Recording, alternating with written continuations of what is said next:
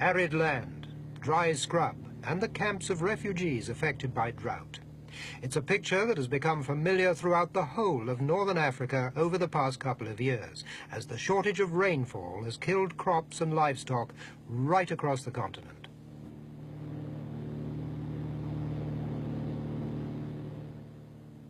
This film comes from one of the countries most badly affected, the Somali Democratic Republic. Somalia lies on the northeast coast of Africa, known as the Horn. In the past year, drought's driven a third of its people to the verge of starvation.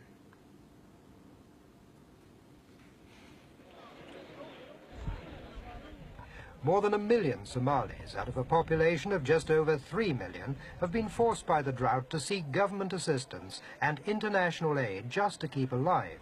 And camps like this one near Burao are now scattered throughout the country, wherever there's water still available.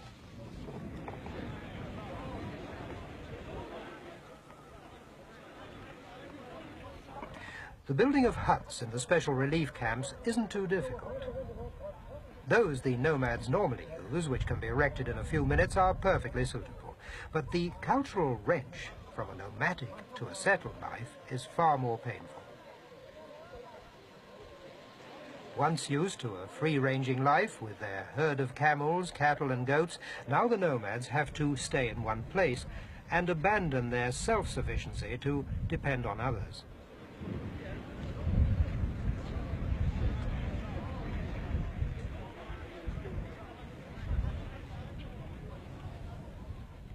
Most of the support for the refugees comes from the Somali government, which has seen its economy crippled by the drought.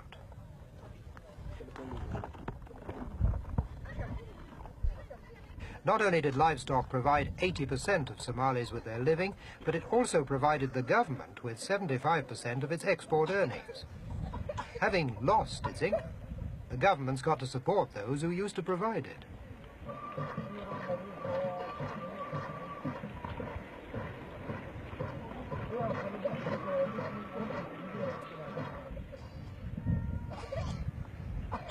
Those most directly affected, of course, are the nomads themselves.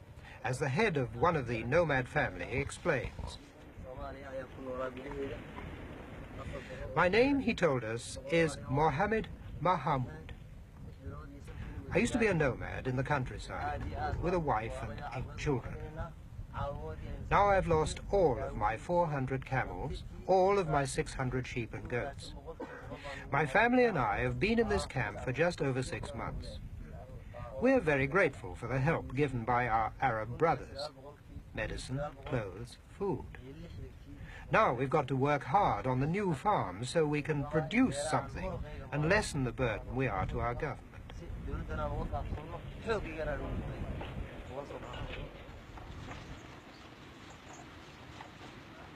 Some of the nomads' livestock has survived and has been brought to the relief camps for feeding and watering. It's on these animals and their breeding capacity that much of the country's hopes for rebuilding its prosperity lie once the drought is finally over. The camels and goats that have accompanied their owners to the relief camps are only the remnants of formerly huge herds.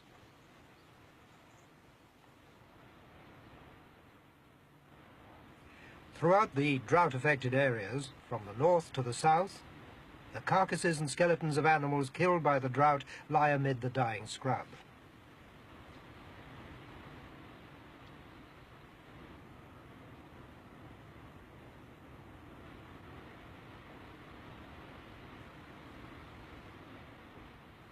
A government estimate suggests that 1 million cattle, 5 million sheep and goats, and 300,000 camels will die from the drought.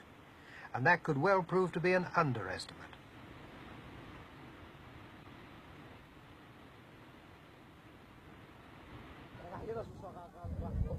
There are 25 camps like this in Somalia, providing food and shelter to 250,000 refugees. Another 750,000 are receiving help at their nomad settlements in the desert, and thousands of farmers whose crops have failed also need government help. The task for the administration is, quite simply, enormous.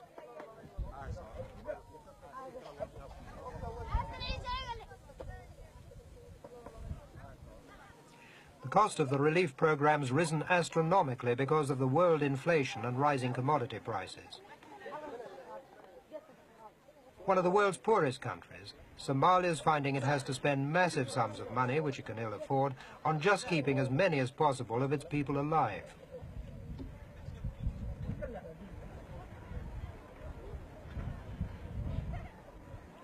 Food's not the only problem. There's water too, and that can't be bought from abroad.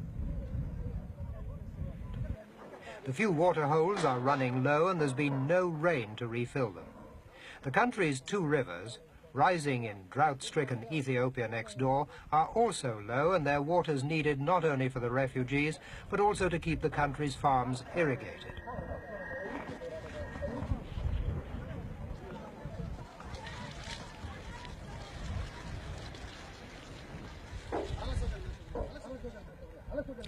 A well drilling program has mitigated the effects of the drought a little, but it's still a disaster of almost unimaginable proportions.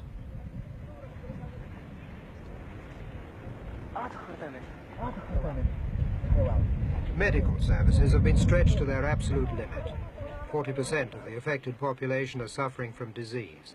Half the children under the age of 5 are suffering from malnutrition.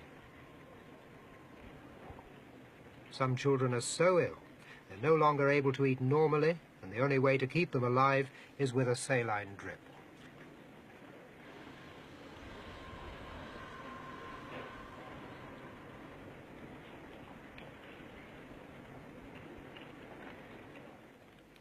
The government has thrown all its scanty medical resources into the relief campaign and has sought medical supplies from abroad, with some success.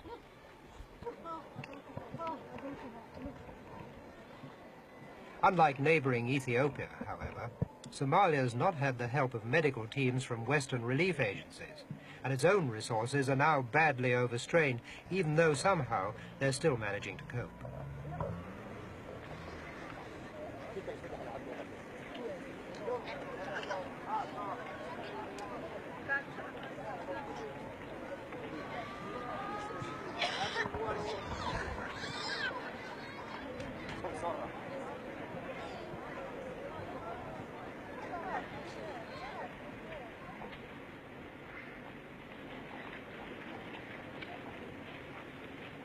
We asked an army doctor working with the refugees to outline the major problems he's met. The disease coming here is malnutrition, diarrhea, pneumonia, bronchitis. The others you can find here, TB, tuberculosis. And how do you treat the people? Do you have enough medicine, enough stuff? Yes, we have got enough medicine. We get medicine from Mogadishu. You can see every kind in here. We have plenty of medicine here. The staff is too many now. We have got plenty medicine. Do you have any problems with the nomads not taking, the medicine, or because they are not accustomed to being? Yes, we have got many problems because they are not accustomed to take this medicine. They don't like the injections. They don't like to take tablets. First, when we came here, it was very difficult to tell them how to take the medicine, how to follow the instruction of the doctor. Despite all the government's efforts, the death toll has been heavy. At one stage, 200 people a day were dying. That figure's now been cut to about 50, but without more foreign help and some rain, casualties could soon start to rise again dramatically.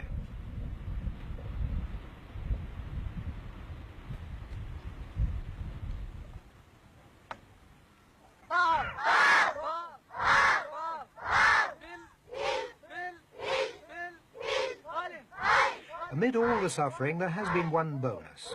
With so many of the nomads gathered together, the government's literacy program has forged ahead. A couple of years ago, only 3% of Somalis could read and write. Now the figure's risen to 75%, and in the camps the process of education still continues. It's at least something positive to set against the negative aspects of the drought.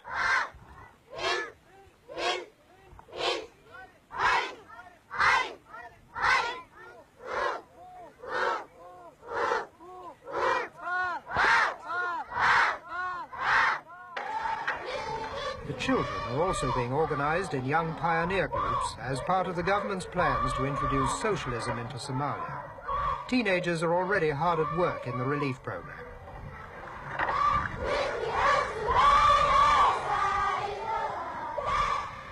Somalia's president is General Mohammed Siad Barre, who took power in a military coup in 1969.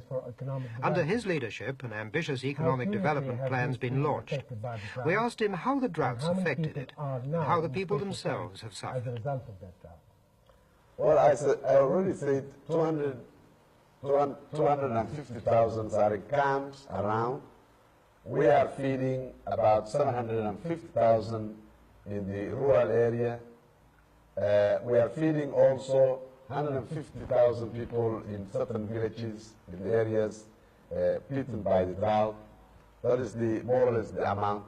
Of course, the whole nation has been very badly affected by the drought because the transactions, commercial transactions, and the economical development was based more on agricultural and livestock. Of course, both of them have been very badly hit by the drought, and of course, the damage was great. And therefore, all these transactions stopped, as you may understand.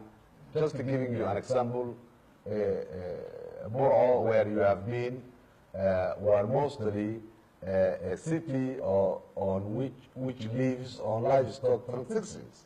So when the animals died and the drought have beaten, no transaction at all. Shops have to be closed, local government have no income, the state have no income, everything is stopped because the people were drinking milk, meat, animals, livestock, selling, buying new things, and so the movement was in ghee, skins, and everything. Everything had to stop. So you can understand how harm it was.